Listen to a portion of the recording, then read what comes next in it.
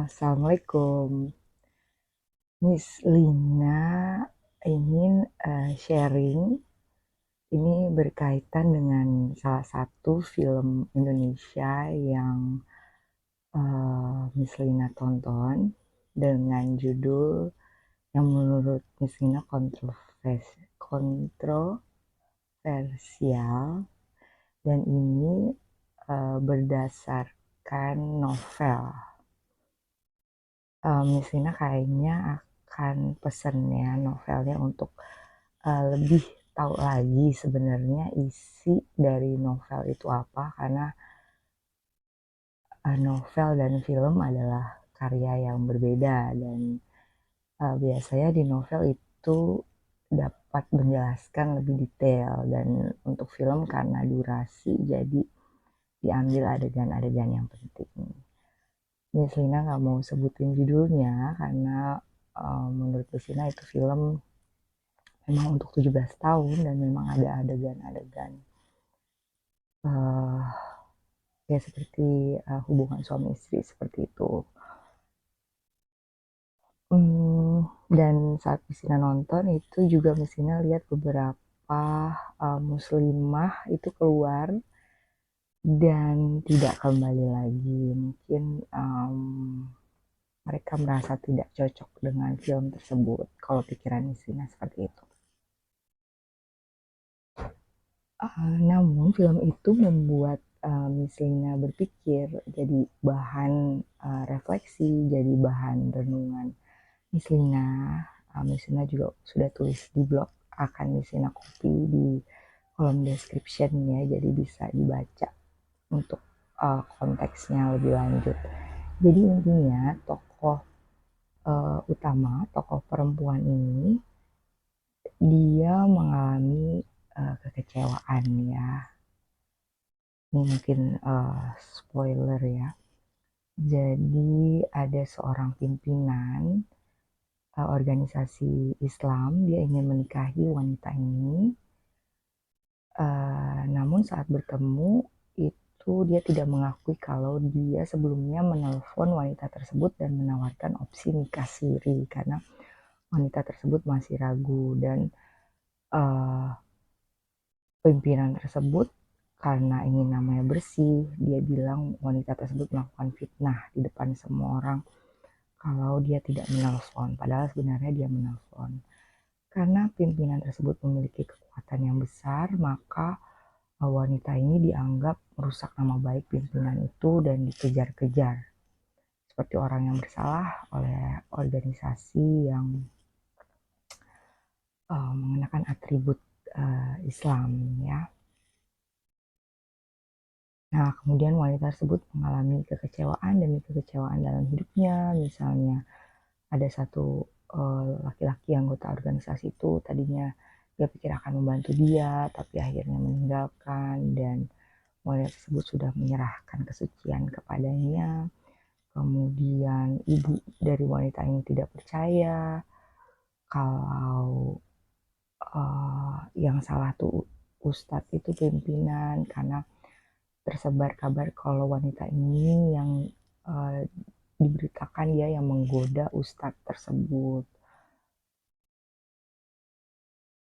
Sampai kemudian bapak wanita ini nanti dia di ujung-ujung bapak wanita ini meninggal ya. Jadi wanita tersebut mengalami kekecewaan demi kekecewaan dalam hidupnya, sampai akhirnya dia memiliki pikiran yang dia bilang tubuh dan jiwanya yang tadinya dia berikan seutuhnya kepada Allah, kepada Tuhan, dia akan pergunakan untuk orang-orang munafik itu berbuat dosa. Intinya seperti itu, dan dia menjadi wanita yang menjajakan cinta ya dengan tubuhnya ya, cinta dengan tanda kutip. Dan ternyata mucikarinya itu dosen pembimbingnya dulu yang memiliki usaha sampingan, memberikan wanita yang bisa menemani ke orang-orang yang penting. Detailnya bisa nonton sendiri karena itu spoiler banget ya, misalnya udah spoiler.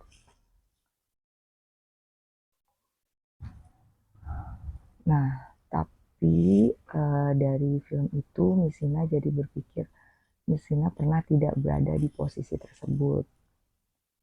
Dan waktu kuliah itu Mishina ingat, Mishina diceritakan oleh kakak kelas. Alhamdulillah dulu Mishina sempet kayak ikut kayak kajian gitu.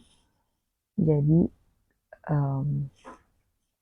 kakak kelas Mishina itu bercerita yang memandu kajian. Dia bercerita kalau ada seorang muslimah yang tadinya dia berpakaian apa yang syar'i gitu, kemudian dia berpikir seperti kalau memang manusia itu seperti game The Sims ya, The Sims itu yang kita buat rumahnya kayak main orang-orangan gitu ya. Kalau misalnya manusia itu seperti The Sims dan Tuhan itu hanya seperti mempermainkan manusia, intinya dia berpikir seperti itu, seingat Mishina seperti itu. Kemudian akhirnya karena menurut Mishina ya di pikirannya itu nggak ketemu gitu jawabannya, akhirnya dia seperti memberontak dan kalau nggak salah kayak melepas jilbabnya gitu, pokoknya tidak, jadi nggak taat lagi gitu. Dan mungkin ini yang bisa kita lihat juga dalam fenomena misalnya artis-artis atau misal ada orang sekitar kita. Dan di sini misalnya bukan sok-sok suci karena juga takut juga ya, semoga juga terhindar dari seperti itu. Dan yang misalnya pelajari di kajian ya, manusia itu boleh berpikir bebas, bebas boleh, tapi memang harus dibatasi oleh Al-Quran dan hadis. Misalnya Missina pernah juga ada di kondisi dimana kak seperti berpikir, ya Tuhan kok seperti ini sih, kayaknya aku sudah mengikuti petunjukmu, aku nggak melanggar, ini sudah sepertinya aku sudah sesuai dengan petunjukmu, kenapa hasilnya seperti ini gitu, pernah seperti itu kan. Dan itu persis seperti yang dilakukan oleh tokoh wanita tersebut, kayak dia berpikir salah aku apa ya Tuhan gitu.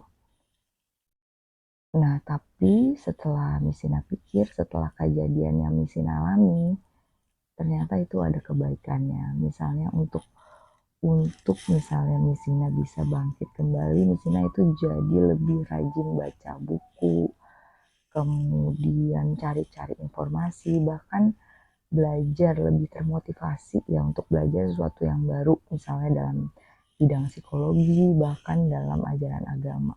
Dan sebenarnya tujuannya untuk apa? Tujuannya untuk bisa bangkit lagi. Dan Mishina pikir kalau misalnya kejadian itu tidak terjadi, Mishina mungkin kayak nggak akan lebih sesuka itu untuk sharing atau nulis-nulis atau baca buku atau untuk lebih merenung, berefleksi, memperbaiki diri ya insya Allah seperti itu. Jadi sharing Sina, dan pada intinya misalnya kamu merasa Tuhan itu nggak adil sama kamu, dan sebenarnya ya dengan film itu ada kuncinya ya, meski kadang kan kalau nonton film kadang mungkin suka miss ya mungkin, tapi kalau lagi fokus jadi ada adegan wanita itu saat lagi kayak mau sekarat gitu, dia bapaknya berpesan kepada dia ya, kalau misi nanya kalau misalnya hamba meminta ridho Allah gitu, Allah akan kasih ujian ya kan. Kalau misalnya kita minta ya Allah jadikan aku orang yang sabar, nah jangan salah nih, kalau misalnya kita nggak kenal Allah, Allah akan menurut kita bekerja secara misterius. Gimana bisa jadi orang sabar? Allah akan kasih ujian. Tapi nggak usah takut ya, karena apa? Justru kan kalau kita diuji itu tandanya Allah itu masih perhatian sama kita. Justru itu kesempatan untuk bisa meningkatkan diri ya. Meski kalau misalnya belum punya kemampuan kabur, ujian itu akan terasa sulit ya. Nah PR-nya makanya perlu memperkaya diri, wawasan dengan keyakinan-keyakinan ilahiyah yang bersumber dari Al-Quran dan hadis, dan dibenamkan direnungkan supaya lolos akal dan tidak jadi dogma, dibenamkan ke diri supaya keyakinan ilahiyah itu jadi kebenaran bagi diri, ya. Intinya seperti itu. Dan Bapak itu berpesan jangan gampang marah sama Allah kalau keinginan kita tidak sesuai gitu. Dan kalau di sini mestinya jadi ingatkan Allah sesuai dengan persangkaan hambanya, ya. Jadi kita berdoa aja, Allah yang lebih tahu, kita nggak tahu. Kadang yang menurut kita baik, kan ada di ayat di Al-Quran kan, apa yang menurut kamu baik belum tentu baik, dan apa yang menurut kamu buruk belum tentu buruk. Allah yang maha mengetahui. Dan yang baik buruk ini mestinya dicoba benamkan dan ingat-ingat, arti baik itu yang mengantarkan ke surga, bukan baik yang menurut ego manusia. Jadi kalau misalnya kamu merasa kecewa atas ketetapan Allah, ya nggak apa-apa, kamu terima rasa itu. Mungkin kamu tuliskan, terus kemudian bisa kembalikan rasa itu ke Allah kalau kamu kayaknya feel overwhelmed with that feeling gitu. Terus minta Allah, ya Allah berikan aku petunjuk bagaimana untuk mengatasi perasaan ini, berikan aku kekuatan untuk bisa menghadapi ujianmu. Mungkin seperti itu. Mesti mau berangkat ke kantor juga. Oke. Thank you for watching, thank you for subscribing. Tetap semangat, terus berprasangka baik pada Allah. Sama-sama misalnya juga suka maksa diri tuh kalau lagi males baca Al-Quran, baca artinya, ikut-ikut kajian,